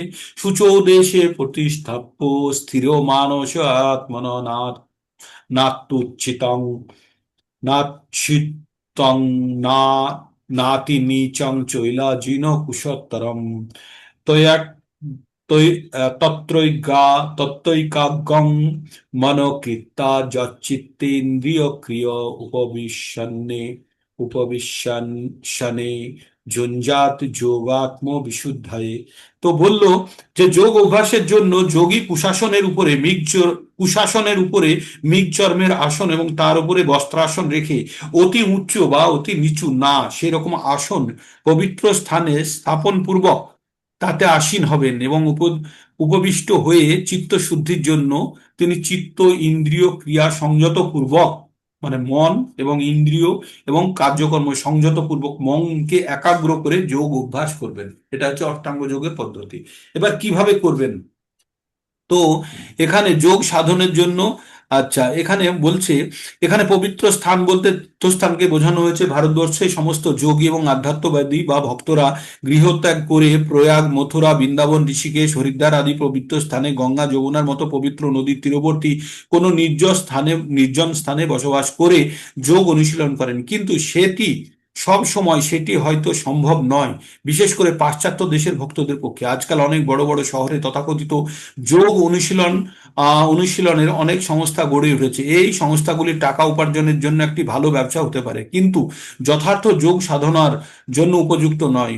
উদ্বিগ্ন চিত্ত, অসংযমী মানুষ কখনোই ধ্যান করতে পারে না। তাই বৃহৎ নারদীয় পুরাণে বলা হয়েছে যে বর্তমান কলিযুগের মানুষ যখন অল্পায়ু, পরমার্থ সাধনে অপটু, তাই সর্বদাই নানা রকমের উপদ্রবের দ্বারা উদ্বিগ্ন, তখন তাদের জন্য পরমার্থ সাধনের শ্রেষ্ঠ পন্থা হচ্ছে ভগবানের দিব্য নাম সমন্বিত হরে কৃষ্ণ মহামন্ত্র কীর্তন করা। হরের নাম হরের নাম হরের নাম এইব কেবলম কলৌ নাস্তব্য নাস্তব্য নাস্তব্য গতিরন্যথা। বিবাদ এবং শঠতায় পরিপূর্ণ এই কলিযুগের মুক্তি লাভের একমাত্র উপায় হচ্ছে হরে কৃষ্ণ মহামন্ত্র কীর্তন করা, যা ছাড়া আর গতি নেই, এ ছাড়া আর কোনো গতি নেই, গতি নেই, গতি নেই। তো এটাই হচ্ছে শ্লোকের মর্মার্থ। তো আমাদেরকে জানতে হবে যে এখানে যে জিনিসগুলো বোঝানো হচ্ছে যে আমাদের যোগ যেটাকে আমরা বলি, আমরা যেটা যোগ আসন যেটা করি, সেটা একটা আমাদের টোটাল অষ্টাঙ্গ যোগের একটা অংশ। 8টা পায়ের অঙ্গের মধ্যে একটা অঙ্গ। তাই আমাদের জানতে হবে যে প্রকৃত অর্থে আমাদের আধ্যাত্মিক উন্নতির জন্য কোনো কাজ করছে কিনা। যদি আধ্যাত্মিক উন্নতির জন্য যদি কোনো রকম কন্ট্রিবিউশন না হয়, তাহলে সেটা মানে শুধু অর্থ অপচয় বা আমাদের সময়ের অপচয়। যদি আমাদের আধ্যাত্মিক উন্নতির জন্য না হয়, কেউ যদি ভাবে যে আমার মাসেল বিল্ড হবে, অমুক হবে, তমুক হবে, যোগাসন করছি বা জিমে যাচ্ছি, তো সেগুলো ওই সাময়িক আমাদের হয়তো মানসিক তৃপ্তি দিতে পারে, তারপরে আমরা কিন্তু সেই আগের অবস্থাতেই চলে আসবো। তো এইবার ভগবান কি বলছে, কিভাবে সেই যোগ আসনটি করা হবে। হ্যাঁ, এবার বলছে সমঙ্কায় শিরগ্রীবং ধারয়ন্ন চলং স্থিরং সংস্পেক্ষ নাসিকাগ্রং সদিশশ্চাবলোকয়ন প্রশান্তাত্মা বিগত ভীর ব্রহ্মচার্য বিগতর ভীর ব্রহ্মচারী ব্রতে স্থিত মন সংযম চিত্ত জুত আসীন মৎপর। তো এখানে এর অর্থ বললো শরীর, শরীর মস্তক মানে মাথা, এবং গ্রীবা মানে গলাকে সোজা করে রেখে কি করতে হবে, সোজা করে রেখে অন্যদিকে মানে এইভাবে বসে সোজা দৃষ্টি নিক্ষেপ করতে হবে। কোন দিকে দৃষ্টি হবে? নাকের ডগাতে। হ্যাঁ, করে নাসিকার অগ্রভাগে দৃষ্টি নিবদ্ধ পূর্বক প্রশান্ত আত্মা, ভয় শূন্য এবং ব্রহ্মচর্য ব্রতে স্থিত হয়ে পুরুষ মনকে সমস্ত প্রকার জড় বিষয় থেকে প্রত্যাহার করে। তার মানে আমরা যখন যোগাসন করব, এইভাবে সোজা হয়ে বসে আমাদের সমস্ত দৃষ্টি নাকের ডগার পরে এনে মনকে শান্ত করে জড় বিষয়ক চিন্তা ভাবনা থেকে নিজেকে মুক্ত করে ঈশ্বর চেতনায় না, ঈশ্বর ভয়শূন্য হয়ে ব্রহ্মচর্য ব্রতে স্থিত হয়ে মনকে সমস্ত জড় বিষয় থেকে প্রত্যাহার করে জীবনের চরম লক্ষ্য রূপে স্থির করে হৃদয়ে আমার ধ্যানপূর্বক অভ্যাস করবেন। কার ধ্যানপূর্বক? ভগবানের। তো তাহলে হৃদয়ে, তাহলে এইভাবে বসে আপনারা যখন নাকের ডগার উপরে পুরো ফোকাস রেখে কোনো জড়জাগতিক কোনো ইচ্ছার জায়গা না রেখে কি করবেন? ভগবানের আরাধনা করবেন হৃদয়ের মধ্যে। তো এটি হচ্ছে যোগের অবস্থা, এটা হচ্ছে যোগের বিষয়বস্তু। তো এটা যদি করতে পারেন তাহলে অষ্টাঙ্গ যোগের একটা পদ্ধতি ফলো করা হবে। তো এইভাবে এইভাবে যোগ করার কথা বলা হয়েছে। তো এটি সহজ নয়, এটি একটু কষ্টকর ব্যাপার। তো সেই জন্য আমাদের যে আচার্য তিনি বারবার একটা জিনিসের উপরে জোর দিয়েছেন যে কোনো বিষয় ছাড়া, মানে প্রকৃত কোনো বিষয়ের প্রতি আকর্ষণ ছাড়া মনকে এই জড়জাগতিক বিষয় থেকে নিবৃত্ত করা খুব কঠিন। আমি বলেছিলাম না, খালি বোতলের ভিতরে, বোতলকে খালি করা খুব কঠিন, আপনারা যতই টেনে হাওয়া বার করতে চান চাই পারবেন না, কিন্তু ওর মধ্যে জল ঢেলে দিলেই সেই বোতল অতি সহজেই বাতাস বেরিয়ে যাবে। তো আমাদের মনের মধ্যে যত জড়জাগতিক ইচ্ছা আছে, আমরা ধ্যানের মাধ্যমে যতই সেটাকে মুক্ত করার চেষ্টা করি, ধ্যান থেকে যে বিমুক্ত হবে সঙ্গে সঙ্গে হাওয়া ঢুকে যাবে, তাই না? তো তাহলে আমাদের কিছু করতে হবে কি, ভারী জিনিস ঢুকিয়ে দিতে হবে তার মধ্যে। ভারী জিনিস কি? জল। এবার এখানে জলটা কি? আমাদের আধ্যাত্মিক ভগবান আসক্তি যদি আমাদের মধ্যে ঢুকে যায়, তাহলে কিন্তু আমাদের জড়জাগতিক আসক্তি আস্তে আস্তে নষ্ট হয়ে যাবে। তাই আপনাদের বলছিলাম না যে আমাদের জিনিসের প্রতি বিরক্তি আসছে কিনা, আর এই যে জড়জাগতিক বিরক্তিটাই হচ্ছে কিন্তু ভগবত ভক্তির আসক্তির সূচক। মানে যতখানি ওই দিক থেকে বিরক্তি আসবে ততখানি কিন্তু আপনাদের এই দিকে অগ্রগতি আসবে। তাই বলে মিথ্যা মিথ্যাকেও আবার বিরক্তির ভাব প্রকাশ করবেন না, সেটা ভিতর থেকে আসবে। যখনই জড়জাগতিক জিনিসের প্রতি বিরক্তি আসছে, জানবেন আধ্যাত্মিক দিকে আপনাদের উন্নতি হচ্ছে। যতখানি ওদিকে বিরক্তি এসছে ততখানি এইদিকে উন্নতি হচ্ছে। একদম মানে জড়জাগতিক আসক্তি প্লাস ভৌতিক আসক্তি ইজিক্যাল টু, দুটোকে যোগ করলে এক। হ্যাঁ, তার মানে একটা বাড়লে আর একটা কমবে, এটা একদম স্থির, তাই না? যে আমাদের জড়জাগতিক আসক্তি যখন জিরো হয়ে যাবে, তখন মানে ভৌতিক আসক্তি যখন জিরো হয়ে যাবে, তখন আধ্যাত্মিক আসক্তি 100%। কখনো কখনো 50-50 চলে, 30-40 চলে, 10-90 চলে। তো এরকম ভাবে যখন 100 আর 0 আর 100 হচ্ছে, তখন জানবেন যে আমাদের সমস্ত প্রকার ভৌতিক আসক্তি থেকে মুক্ত হয়েছে। এবার এবার আমাদের এর মধ্যে অনেকটা, হরে কৃষ্ণ, এর মধ্যে অনেক কিছুই লেখা আছে, একটু শুনুন এখানে ব্যাখ্যাটা। হ্যাঁ, এখানে আছে সব রকম পরিস্থিতিতে সর্বদা সর্বত্র কায় মনোবাক্য সম্পূর্ণরূপে মৈথুন পরিত্যাগ করাকে বলা হয় ব্রহ্মচর্য। ব্রহ্মচর্যের একটা কথা বলা হয়েছে, কায় মনোবাক্য সম্পূর্ণরূপে সকল পরিস্থিতিতে সর্বদা সর্বত্র কায় মন বাক্য। কায় মানে হচ্ছে শরীর, মন মানে হচ্ছে মানসিক স্থিতি, আর বাক্য মানে হচ্ছে কথার দ্বারা। এই তিনটে জায়গা থেকেই মৈথুন পরিত্যাগ করাটা, যৌন সংসর্গ ত্যাগ করাটাকে বলা হয় ব্রহ্মচর্য। মৈথুন পরায়ণ ব্যক্তি কখনোই যথার্থ যোগ সাধন করতে পারে না। যাদের মধ্যে এই ধরনের চিন্তা আছে তারা যোগ করতে পারে না। তাই শৈশব থেকে ব্রহ্মচর্য পালন করার শিক্ষা দেওয়া হয়, যখন যৌন জীবন সম্বন্ধে আর কোনো ধারণাই থাকে না। বৈদিক সংস্কৃতি অনুসারে শিশুকে 5 বছর বয়সে গুরুকুলে প্রেরণ করা হয়। তখন গুরুদেব তাকে ব্রহ্মচর্য সম্বন্ধে দৃঢ় সংযমের শিক্ষাদান করেন। এইভাবে সুনিয়ন্ত্রিত না হলে ধ্যান, জ্ঞান অথবা ভক্তি আদি কোনো যোগের পথে অগ্রসর হওয়া যায় না। শাস্ত্রের বিধান অনুসারে বিবাহিত জীবন পূর্বক যে সুনিয়ন্ত্রিত ভাবে কেবল নিজের স্ত্রীর সঙ্গ করে তাকে ব্রহ্মচারী বলেই গণ্য করা হয়। ঠিক আছে? এই ধরনের সংযত গৃহস্থকে ভক্ত সম্প্রদায় গ্রহণ করতে পারে, কিন্তু জ্ঞানী বা ধ্যানী সম্প্রদায় গৃহস্থ ব্রহ্মচারীকে গ্রহণ করে না। তাদের জন্য পূর্ণ ব্রহ্মচর্য পালন করা কর্তব্য। ভক্তি মার্গে গৃহস্থ ব্রহ্মচারীর জন্য নিয়ন্ত্রিত দাম্পত্য জীবনের অনুমোদন করা হয়েছে, কারণ ভক্তিযোগ এত বলবতী যে উৎকৃষ্ট ভগবত সেবায় নিয়োজিত হবার ফলে যৌন জীবনের প্রতি আকর্ষণ আপনা থেকেই অন্তর্হিত হয়ে যায়। তাই ভগবদ গীতায় 2.59 এসে গেছে আপনাদের সামনে, বিষয়াবিনির্বর্তন্তে নিরাহরস্য দেহিন রসবর্জং রসপহস্য পরম দৃষ্টা নিবর্ততে। আর সকলকে জোর করে ইন্দ্রিয় সংযম করতে হয় না। উচ্চতর স্বাদ আস্বাদন করার ফলে ভগবত ভক্ত স্বতঃপ্রবৃত্ত হয়ে এই সংযম অবলম্বন করেন। ভক্ত ছাড়া আর কে এই প্রাকৃত আনন্দের স্বাদ পায় না। হরে কৃষ্ণা। তো আমরা এতদূর পর্যন্ত জানলাম কোনটা? আমরা 14 নম্বর জানলাম। এবার 15 নম্বরটা শুনুন। যুঞ্জন্নেবং সদাত্মানং যোগী নিয়ত মানস শান্তিং নির্বাণ পরমাং মৎসংস্থাতম অধিগচ্ছতি। যুঞ্জন এবং যুঞ্জনেবং সদাত্মানং যোগী নিয়ত মানস শান্তি নির্বাণ পরমাং মৎসংস্থাম অধিগচ্ছতি। বলছে এভাবে দেহ, মন এবং কার্যকলাপের প্রতি সংযত করার ফলে, অভ্যাসের ফলে যোগী আর জড়বন্ধন থেকে মুক্ত হয়ে ভগবানের ধাম প্রাপ্ত হয়। তো একদম পুরো ফর্মুলা বলে দিল যে কিভাবে হতে পারে। তারা আগের শ্লোকটিকে আমাদের পড়লে তবে জানতে পারবো, তবে এইভাবে মুক্ত হতে পারে। তারপরেরটাই শুনুন। 16 নম্বর, যোগীর কি গুণ থাকতে হবে, যোগীর মধ্যে কি গুণগুলো থাকা দরকার। নাত্তস্নোতস্তু, নাত্তস্নোতস্তু যোগ অস্তি, যোগ অস্তি না চৈকান্ত মনো অশ্নুত, না চাতি স্বল্প স্বপ্নশীলশ্চ জাগ্রত নৈব চর্জন। এখানে বলেছে যোগী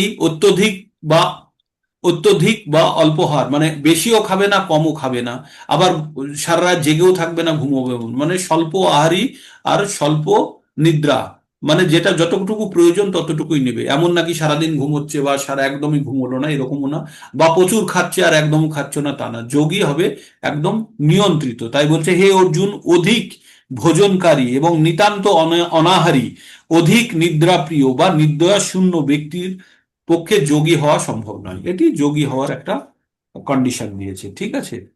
তাই বলছে কি যুক্ত, তাই বলছে কি হতে হবে, যুক্ত আহার বিহারস্য, যুক্ত চেষ্টস্য কর্মস্য, যুক্ত স্বপ্নাববোধস্য যোগো ভবতি দুঃখহা।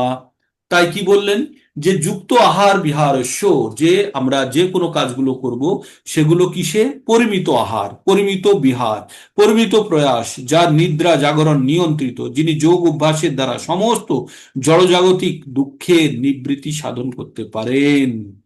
তো কি হবে, আমাদের সবকিছু নিয়ন্ত্রিত হবে, না অত্যধিক আহার নয়, হালকা একদম শুকিয়ে থাকাও নয়, প্রচন্ড ঘুম নয়, কম নিদ্রাও নয়, একটা নির্দিষ্ট পরিমাণ এরকম অবস্থায় যুক্ত থেকে, এখানে স্বপ্ন কথাটি মানে নিদ্রার সঙ্গে বলেছে, হ্যাঁ, স্বপ্নাবোধস্য। তো এইভাবে থেকে যারা কি করতে পারে, সমস্ত জড়জাগতিক দুঃখের নিবৃত্তি সাধন করতে পারে। নিবৃত্তি মানে দুঃখ থেকে মুক্ত হওয়া যায়, ঠিক।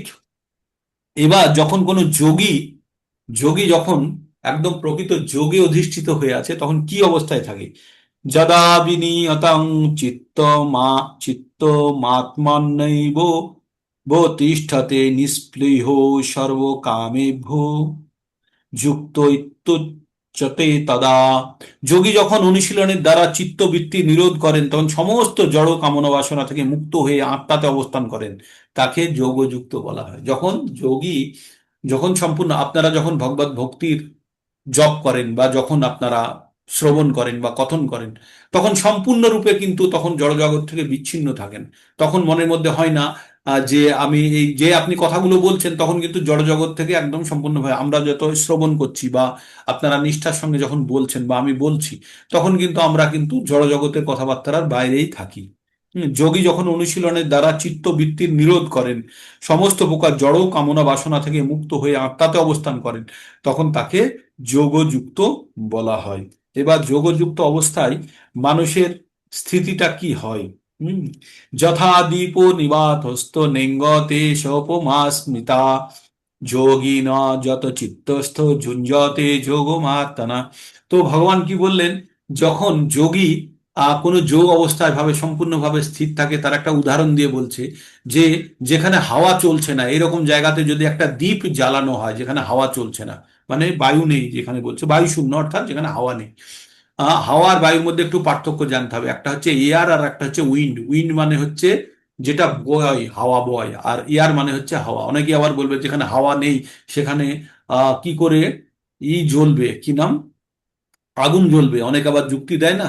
তো এখানে হাওয়া মানে হচ্ছে বায়ু, আর আর বায়ু প্রবাহ, যেখানে বায়ু প্রবাহ নেই সেখানে দ্বীপ শিখা, যদি আপনারা কোনো দ্বীপ জ্বালান সেটা কি নড়ে, তার শিখা একদম স্থির থাকে। কখনো লম্ফ বা কোনো দ্বীপ যখন হাওয়া চলছে না, তখন দেখবেন সুন্দরভাবে ধারারেখ প্রবাহ, স্টিম লাইন ফ্লো দ্বারা, মানে ধারারেখ প্রবাহ, মানে সুন্দরভাবে ওটা কোনো ধরনের নড়ে না। তাই বলছে যোগী যখন সম্পূর্ণভাবে যোগে অবস্থিত থাকে, তখন তার চিত্ত সামান্য বিচলিত হয় না। তাই বলছে বায়ুশূন্য স্থানে দ্বীপ শিখা যেমন কম্পিত হয় না, চিত্তবৃত্তি নিরোধ অভ্যাসকারী যোগীকেও চিত্ত তেমন আত্মবিষয়ক ধ্যানে অবিচলিত থাকে। বাতাস না থাকলে দ্বীপ শিখা যেমন স্থিরভাবে জলে সর্বতোভাবে পরম ব্রহ্মের চিন্তায় ধ্যানস্থ হয়ে আছেন যে ভক্ত, তার চিত্ত সেই দ্বীপ শিখার মতোই নিশ্চল। হুম। তো এই 18-19 নম্বর পর্যন্ত আমাদের হয়ে থাকলো। আরো 7টা শ্লোক আমরা ফার্স্ট র্যাপিড ফায়ারে যাব, তারপরে 30 থেকে আমরা হয়তো একটু অন্য রাস্তার দিকে যেতে থাকবো, ঠিক আছে? তো আমরা এখন 19 পর্যন্ত হয়ে থাকলো, একটু র্যাপিড স্পিডে যাচ্ছে, মোটামুটি জিনিসটা বুঝে রাখুন। আবার যখন পড়বেন সময় হবে বিশ্লেষণের মধ্যে, তখন ওই একই জিনিস খুঁজে পাবেন, আমাদের জীবনের পরম উদ্দেশ্য। হরে কৃষ্ণ কৃষ্ণ কৃষ্ণ হরে হরে, হরে রাম রাম রাম হরে হরে। কারো কিছু বলার থাকলে আনমিউট করে বলবেন। আজকে সংখ্যা একটু কম, কেন বুঝতে প্রভুজি পারছি পাওয়ার না। নেই আমাদের এখানে। প্রভুজি বলুন। পাওয়ার চলে গেছে, পাওয়ার চলে গেছে আমাদের এখানে। আওয়াজ চলে গেছে? আচ্ছা। বিনাতা মাতাজিরও পাওয়ার চলে গেছে, আমাদের পাওয়ার চলে গেছে। বাহ। আচ্ছা, যেটা বলার আছে কালকের জন্য আপনাদের প্রস্তুতি কেমন? আগের থেকে আমার কাছে নাম কিন্তু আসা চাই। নাম না আসলে ওই ওই সময়ে মানে ঠিক করা যায় না কাকে কখন দেবো, কাকে কি দেবো। আচ্ছা, যেই শ্লোকটা প্রভুজি দিয়েছিলেন সেই শ্লোকের উপর ভিত্তি করে, আর অলরেডি প্রভুজি পয়েন্ট দিয়ে দিয়েছেন, সেইভাবে উপসংহারটা একটু বেশি, যেটা প্রভুজি বলেছেন যে অনুভব, মানে আমাদের অভিজ্ঞতা অনুভব, সেইটাই উপসংহারে থাকবে। এটা অবশ্যই আমাকে আগের থেকে নাম দিয়ে দেবেন, তাহলে আমি ঠিক মতো সেইভাবে কাকে কখন দিতে হবে সেটা বলতে পারবো। এখনো পর্যন্ত কে কে বলেনি? এখনো পর্যন্ত একদিনও বলেনি কে কে? কে কে বলেনি আমি বলছি। একদিনও বলেনি অজিত প্রভু, বলেনি একদিনও। একদিনও বলেনি সুনীল মণ্ডল প্রভু, যে মাঝে মাঝে জয়েন করেন, উনি বলেননি। রীনা শিকদার মাতাজি একদিন হয়তো বলেছিলেন। আর কে বলেননি? অসিত প্রভু একদিনও বলেননি। যমুনা মাতাজি হয়তো বলেছেন। আর কে বলেননি? সুশীলা মাতাজি বলেননি। আর অলোক সাহা প্রভুজি আমাকে আলাদাভাবে বলেছেন তার অসুবিধার কথা। ঠিক আছে, তো আপনাদের বলবো যে আপনারা একবার চেষ্টা করুন না, ধীরে ধীরে। আচ্ছা, বলেননি দোলা চক্রবর্তী মাতাজি বলেননি, আর উষা মাতাজি তো বলবেন না, ঠিক আছে। তো এই এই এই এই এই এনাদের নাম বললাম, এনারা কিন্তু একবারও বলেননি। তাই আপনাদেরকে আমি অনুরোধ করবো। না, দোলা চক্রবর্তী মাতাজি বলেছেন, সরি, মাতাজি বলেছেন, এর আগে দুবার বলেছেন তিনি। তো হ্যাঁ, বলছেন বলছেন। তো যারা যাদের যাদের নাম বললাম বলেননি, তারা প্লিজ একবার একটু প্রস্তুতি নিন। অসুবিধা হলে মনমোহন প্রভুকে কল করুন, আমাকে কল করুন, বলুন কোন জায়গাটা বুঝতে পারছেন না। একবার চেষ্টা করে দেখুন না, হবে, হবে না কেন, হবে। ঠিক আছে। তো আর আর এই শ্লোক কিন্তু পিছে ছাড়বে না, শ্লোক কিন্তু মুখস্থ করতেই হবে। শ্লোক মুখস্থ হচ্ছে না কেন? আপনারা একটু দায়িত্ব নিন। হ্যাঁ, শ্লোকগুলো সপ্তাহে মুখস্থ করুন, ভগবানের কৃপা পেতে হবে তো। হ্যাঁ, তো যতক্ষণ অন্তত শ্লোকটা মুখস্থ করবেন, ততক্ষণ তো অন্তত ভগবত গীতার সঙ্গে যুক্ত হয়ে থাকবেন, বা শ্লোকটা যখন বলবেন তখন তো যুক্ত হয়ে থাকছেন। এতে আপনাদের সঙ্গ বাড়ছে, তো সাধু সঙ্গ বাড়ছে, ভগবত গীতার মতো সঙ্গ বাড়ছে। হ্যাঁ? তো ভগবত বাচ্চা বাচ্চা ছেলেরা 700 শ্লোক মুখস্থ করে বসে আছে, আমরা 100 শ্লোকই করতে পারছি না, তাই না? তো এটা একটু চেষ্টা করতে হবে, অন্তত একটা দুটো করে শ্লোক মুখস্থ করুন। তবেই তো আপনাদেরকে পুরো টিম খুলতে হবে। তো আমি তো চাই 25 ব্যক্তি ইন্টু 25, আপনারা প্রত্যেকে একটা একটা করে টিম খুলে জুম মন্দির দ্বারা 625 জনকে ট্রেনিং দেওয়ার ব্যবস্থা হয়ে যাবে আমাদের। তবেই তো আমরা মানুষের কাছে পৌঁছতে পারবো, তবেই তো আমরা আমাদের সামাজিক দায়িত্ব পালন করতে পারবো। এই ভগবত ভক্তির জ্ঞান সকলের কাছে পৌঁছতে হবে। অনেক কাজ বাকি আছে, তাড়াতাড়ি পৃথিবী ছাড়ার চেষ্টা করলে হবে না। হ্যাঁ, এই কাজটা বড় কাজ, তাই না? তো আর কিছু আছে প্রভু, না হলে বন্ধ রাখি? হরে কৃষ্ণ, মনমোহন ক্যামেরা অন বাবু, করবেন নাকি? মনমোহন বলুন। বাবু একটা নাম দিয়েছিলাম। প্রত্যেকদিন হ্যাঁ হ্যাঁ হ্যাঁ, ঠিক আছে প্রভুজি, আমি একটু বিজি ছিলাম কয়েকদিন ধরে, আমি এমসে দৌড়াদৌড়ি করছি, তো কালকেও রাত্রে এসেছি। তো আমি ঠিক আছে। দিয়ে দেবো, জয়েন করবো, আজকেই জয়েন করিয়ে দেবো। করিয়ে দিন, করিয়ে দিন। প্রত্যেকদিন শুরুতে না একটু ওই শ্লোক দুটো একটুখানি বলবেন, তাহলে অনেকের মানে এর আগের সপ্তাহটা যেরকম প্রত্যেকদিনই কিছু না কিছু করা হতো, লাস্টে এই সপ্তাহ করা হয়নি হ্যাঁ, বলে সবাই পিছিয়ে গেছে মনে হচ্ছে। ঠিক, ঠিক আছে, ঠিক আছে মাতাজি, ঠিক আছে। মানে সবাইকে একটু মনে করিয়ে দেয়, সবে তো শুরুটা কিছুদিন অন্ততপক্ষে কন্টিনিউ এই সিস্টেমটা চালু করলে আমার মনে হয় একটু সবাই করবে, যারা করতে হ্যাঁ, চায় অন্তত করবে। ঠিক আছে। আমি হয়তো শুরুতেই এমন ভাবে সিচুয়েশনটাকে ঘুরিয়ে দিয়ে ভুলে যাই, আর আপনারা মনে করেন না, ভাবলেন বেঁচে গেলে না, মাপছেন না, মনে করলেই না ভালো। না ঠিক আছে। আমি বলছি কেন হচ্ছে না, কেন হচ্ছে না। না না না, হবে কালকে থেকে। কালকে তো এমনি যে যে বলবে, লেকচার দেবে, তার আগে দুটো শ্লোক বলে তারপরে যাবে 5/18। আমার কিন্তু দুটোই মুখস্থ আছে। দুটো আছে, ঠিক আছে। কালকে হ্যাঁ, আপনার, কালকে আপনারা দেবেন। আজকে অলরেডি আমরা লেট খেয়ে গেছি, 15 হয়ে গেছে। ঠিক আছে, তাহলে আজকে এখানেই থাক। ক্যামেরা অন করতে পারবেন কেউ? আর কোনো প্রশ্ন থাকলে বলতে পারেন আজকের বিষয়সমূহ সম্বন্ধে। প্রভুজি আদারওয়াইজ আমি কালকে বলার চেষ্টা করব। ঠিক আছে ঠিক আছে। মাতাজি। হরে কৃষ্ণ। হরে ঠিক কৃষ্ণ। আছে। হ্যাঁ মাতাজি বলুন। বলছিলাম প্রভুজি আমি কিন্তু 3:30 থেকে জেগে আছি, কিন্তু এখানে রাতে ঝড় বৃষ্টি বাজ পড়ছে আর ভয় করতে বেরোতে পারি না, গিয়ে মন্দিরেই বসি আর মনে হয় যেন গিয়ে বসতে পারি না। আচ্ছা ঠিক আছে, ঠিক আছে, সুবিধা অসুবিধা বুঝে কাজ করতে হবে। ঠিক আছে, হরে কৃষ্ণ। আমি সকালে দেখলাম অভিজিৎ চন্দ্র প্রভুজি শুধু জয়েন করেছে, আজকে আর কাউকে খুঁজে পাচ্ছি না। আমি ভাবলাম লিঙ্ক ফিঙ্ক খারাপ হয়ে গেল নাকি, কেউ আসছে না। তারপরে ডিএন মাহাতো প্রভুর দেখলাম মেসেজ এসছে যে জয়েন করা যাচ্ছে না। তারপরে প্রভুকে আবার পুনরায় লিঙ্ক দিলাম, প্রভুজি ওতে জয়েন করেছেন। তো যাই হোক, শেষ পর্যন্ত প্রভুজি আমাদের কালকে কালকে আমার এখানে প্রচুর আঁধি তুফান ঝড় এসে সমস্ত লন্ডভন্ড করে দিয়েছে। আহ, গাছপালা পড়ে একাকার হয়ে গেছে, যার জন্য আমি কোনো রকম ইয়ে করতে পারি। ঠিক ঠিক ঠিক ঠিক আছে। আমাদের আপনারা এখানেও যারা কারেন্ট নেই। যারা রেগুলার জয়েন করেন তাদের একটা মুখ না থাকলেই তখন মনে হয় যে কোনো অসুবিধা হলো নাকি। আমার আপনারা এখানেও চারটে কারেন্ট নেই, আমি অনেক হরে কৃষ্ণ প্রভুজি। বলুন মাতাজি। হরে বলছি আমার অনেক কিছু নেই, আমার ফোন থেকে সব ডিলিট হয়ে গেছে। শোনা যাচ্ছে না। মানে ওই যে শনিবারের অনুভূতি, ওই আচ্ছা, ওই লেখাটা আমার নেট লেখাটা বন্ধ, তো সব গ্রুপে লিখে দেখে দিয়েছি, গ্রুপে লিখে দিয়েছি তো। শনিবারেরটা লিখে দেবো, আবার শনিবারেরটা দেবো লিখে। কিন্তু আর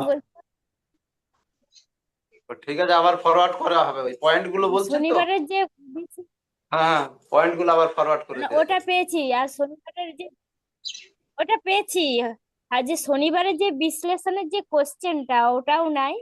আর মঙ্গল আরতির যে পুরা মানে গানগুলো ওগুলো আমার কিছু নেই, ওগুলো সব ডিলিট হয়ে গেছে। অ্যাকচুয়ালি আমি এখন বাড়িতে নেই, আমি এই বাড়িতে এসেছি, বাপের বাড়িতে। আর আমার খাতাটা ওখানে রয়ে গেছে। আমি জানি থাকবো না, চলে যাবো, একটু অসুবিধার জন্য রয়ে গেছি, এখানে যেতে পারছি না। ঠিক আছে, ঠিক আছে, আপনি গ্রুপে আপনাকে অ্যাড করা আছে, ওইখানে আমি দিয়ে দিচ্ছি গ্রুপে আবার। ঠিক আছে, ওকে। ঠিক আছে। হরে কৃষ্ণ।